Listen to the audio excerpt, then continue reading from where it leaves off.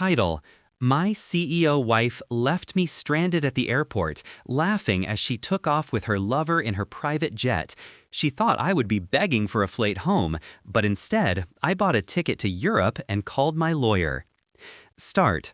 She thought she'd broken me the moment her private jet door sealed shut, her laughter echoing across the runway.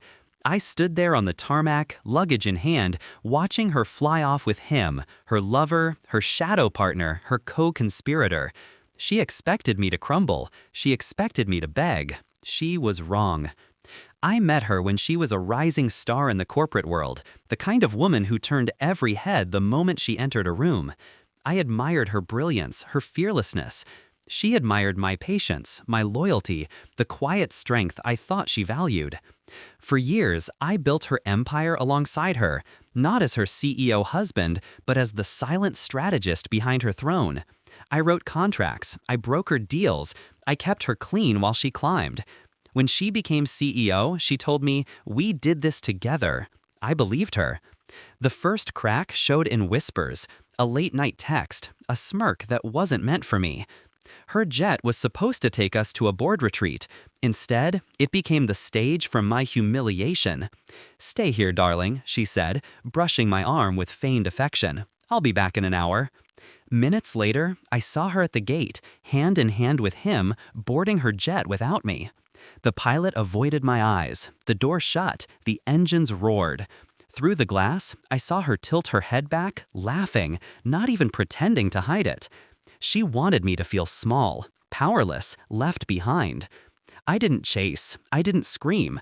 Instead, I turned, walked back into the airport, bought the first ticket to Europe, sat down at the gate, calm, steady, and called my lawyer.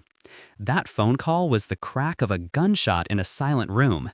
Months of suspicion had led me to gather proof, bank statements, emails, photos, contracts with her lover's signature where mine used to be. I hadn't confronted her because timing is everything. Now, it was perfect. While she sipped champagne in the clouds, I executed moves she never saw coming. I had already transferred my shares in her company to a trust, controlled by me, protected from her. I had already recorded her conversations with him, boasting how she'd cut me loose soon.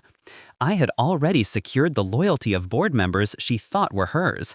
All I needed was one trigger. Her abandonment at the airport gave it to me. At 30,000 feet, she expected silence. Instead, she got my email. Subject line, termination notice. The body was short, a single attachment. Inside, documents showing her breach of marital trust, her financial fraud, her secret transfers to her lover. Signed, time-stamped, undeniable. The board was copied, so was the press. Her empire wasn't hers anymore. I knew the exact moment she opened it, because 30 minutes later, my phone lit up. One text, then 10, then 50. It was a joke. "I'm coming back. Please, don't do this. You don't understand. I love you." I muted the notifications at text number 178. By the time her jet landed, her kingdom was burning. The board called an emergency meeting. Her lover, her business partner, was exposed as a fraud, blacklisted from every contract. She stormed into the building, pale, shaking, clutching her phone as if it were a lifeline. I was already there, seated at the long table. She froze when she saw me. "Why?" she whispered, voice trembling.